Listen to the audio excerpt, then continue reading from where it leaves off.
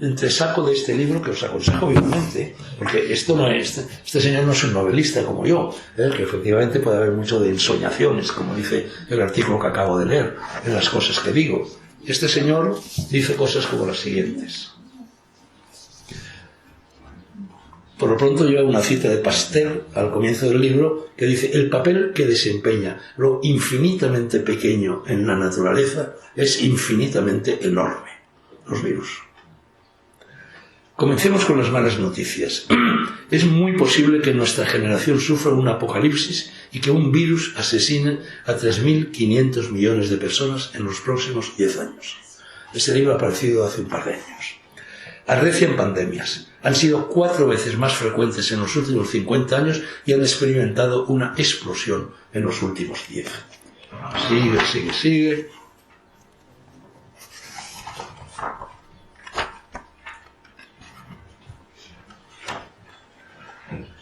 Apenas salimos del peligro propuesto por un virus y aparece el siguiente. Ya lo tenemos aquí. La viruela del mono. No es el único, hay otros muchos. La fiebre del Nilo, la fiebre del camello, etcétera, etcétera.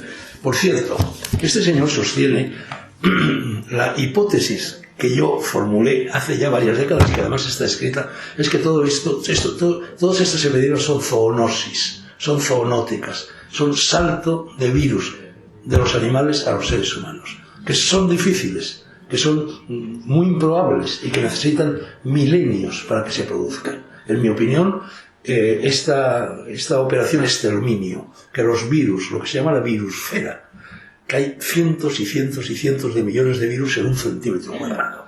Esa extinción que los virus pueden llevar a cabo empieza en el Neolítico. Este señor también lo dice. Empieza más o menos en el año 10.000. Empieza la adoración de Mamón. Está también en la Biblia, está también en las tradiciones bíblicas. La codicia, en el momento en que el ser humano empieza a violar sistemáticamente las leyes de la naturaleza. La naturaleza es Dios. La naturaleza es la energía. La naturaleza es lo que los romanos y los griegos y el paganismo llamaban el anima mundi. Es el único Dios en el que yo creo. La energía, que ni se crea ni se destruye, que se transforma y que nunca muere. Entonces, cuando el hombre se pone sistemáticamente a violar todas las leyes posibles de la naturaleza, se pone en marcha un mecanismo fatídico, que es el que conduce una y otra vez a las extinciones. Extinciones que a veces son de los diplodocus, de los grandes reptiles, o son de otras características. Pero es así. Y eso empieza en el Neolítico. Eso empieza con la ganadería. Eso empieza cuando los seres humanos y los animales empiezan a convivir, codo a codo, piel contra piel.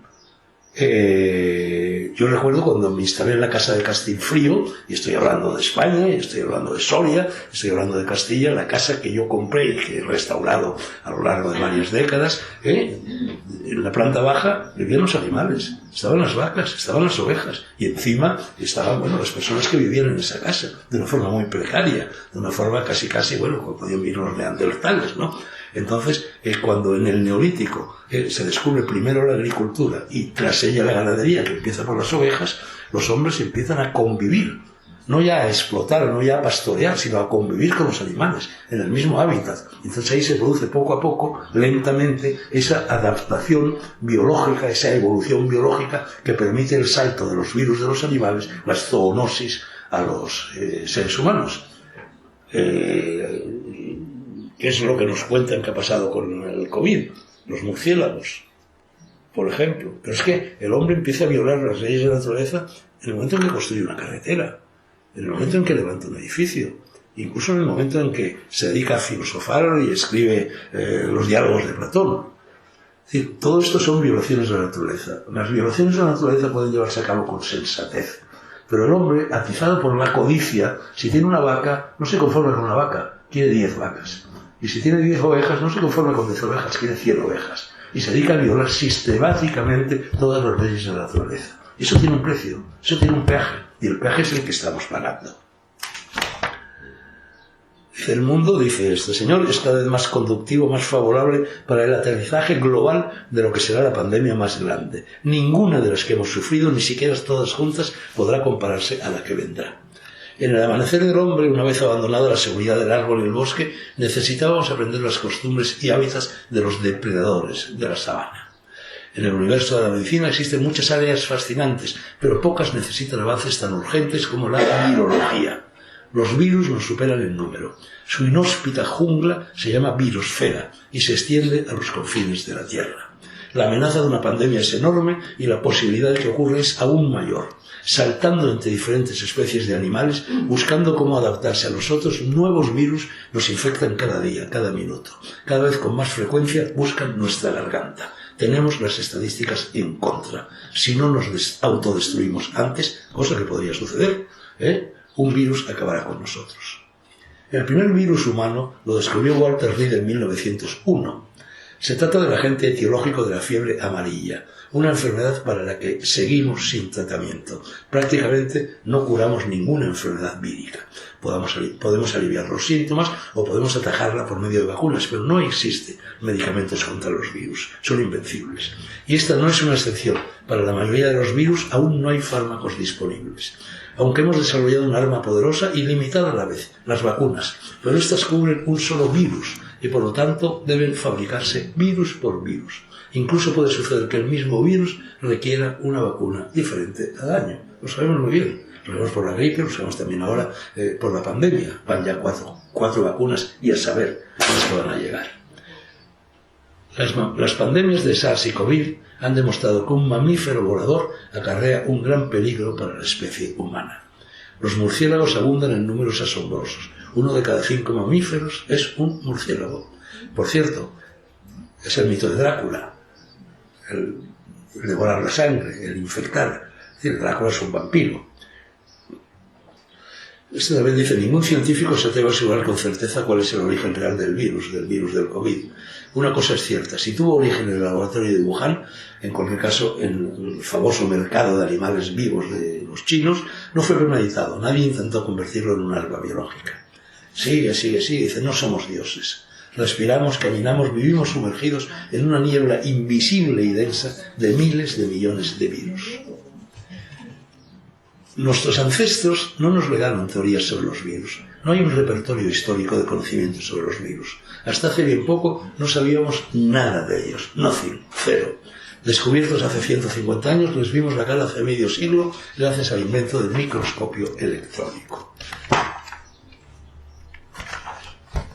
Es que estoy buscando cuando... Dice, como el gato de Schrödinger, el misterioso felino de la mecánica cuántica, los virus están vivos y muertos. O si ha de preferirse así, no están ni vivos ni muertos. Fuera de las células son partículas inertes, que carecen de metabolismo y de fuentes propias de energía y que no pueden reproducirse. Es decir, los virus, para existir, para vivir, para sobrevivir, necesitan contaminar las células de los seres humanos o de los animales, en fin, de los seres vivos. Dentro de las células, por el contrario, cobran vida, replican en una orgía molecular sus ácidos nucleicos y se reproducen sin futuro. Cada vez más y más científicos están de acuerdo con que los poderosísimos dragones del Edén microscópico son un triunfo de la selección natural similar al de las ballenas. Curioso que utilice la palabra dragón. Es la misma que utiliza el apóstol, ¿no? Lo utiliza Juan en el Apocalipsis. Dragón, dragón, dragón, dragón. Por cierto, es la misma que aparecía en el costado de la lancha que vino a sacarnos de la isla de Patmos. Los virus podrían ser virutas celulares, escombros de la evolución. Solo dentro de las células se encuentran todo aquello que dejaron atrás cuando se formaron y que complementan las partes perdidas, etc. La hipótesis que tal vez tiene más sentido desde el punto de vista de la teoría de la evolución propone que hace 4.000 millones de años, antes de que apareciese el ADN, cuando el reino de la Tierra era el del ARN de las vacunas, cuando la materia inerte encontró una manera distinta de interactuar con el ambiente que le rodeaba, cuando por primera vez las moléculas tenían un efecto enzimático y podían pasar instrucciones sobre cómo ejecutar pequeñas funciones automultiplicándose, en el preciso momento de la evolución en el que nace la genética, ya existían los virus.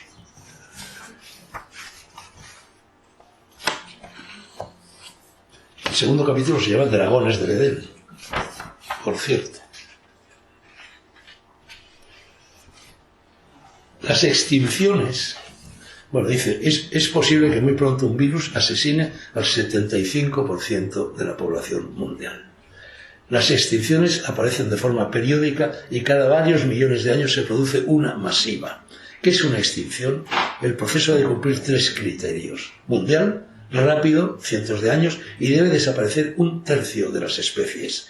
Los científicos aceptan 5 extinciones mayores. Va pasando la lista de las extinciones y ya llega la futura y más que posible sexta extinción. Es el tema central del ensayo La sexta extinción de Elizabeth Kolbert. No la ocasionará el choque con un meteorito. Tendrá un origen más local. Serán los desmanes de la civilización que han convertido la atmósfera en un basurero y que promueven un destructivo cambio climático. Este fenómeno afecta también a los mosquitos y a los virus que llevan consigo, que están extendiéndose rápidamente más allá de la limitada zona geográfica donde actuaban, alcanzando cada vez más países en todo el mundo. Esta extinción comenzó hace 13.000 años y duró probablemente 400. Si algunas de las extinciones mayores pueden justificarse por el choque de meteoros o cometas con la Tierra, no está claro que esto sea la causa de la extinción de la megafauna que dominaba América. Existen al menos 4 teorías principales para justificar la extinción de los mamuts, tigres de dientes de sable, el arce irlandés y también los caballos. Bueno, y sigue.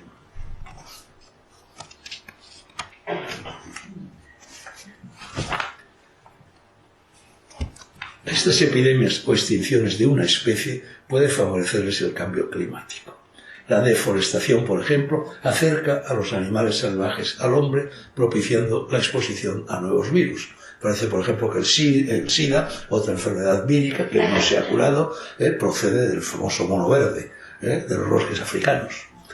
Porque a medida que el hombre va deforestando los bosques, va poniéndose en contacto con microbios, con virus y con animales con los que no había tenido contacto nunca con anterioridad y respecto a los cuales, por lo tanto, su sistema inmune no tiene defensa alguna.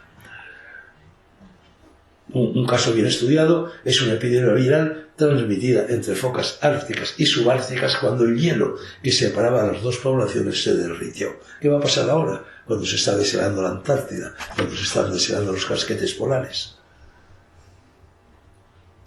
El miedo nublaba el sentido común y la gente no se hartaba del pánico. Daniel Defoe, en un diario del año de la peste, cuenta que durante la peste negra los gobiernos intentaron suprimir la literatura de ficción. Sí hablaba de la epidemia. Ahora también está prohibido, en gran medida, hablar de la epidemia. La restricción de la publicación de libros terroríficos resultó inútil. La realidad de la calle, sin necesidad de añadir ficción o imaginación enfermiza, era la causa del terror. Bueno, este libro es un libro verdaderamente que contiene una documentación abracadabra.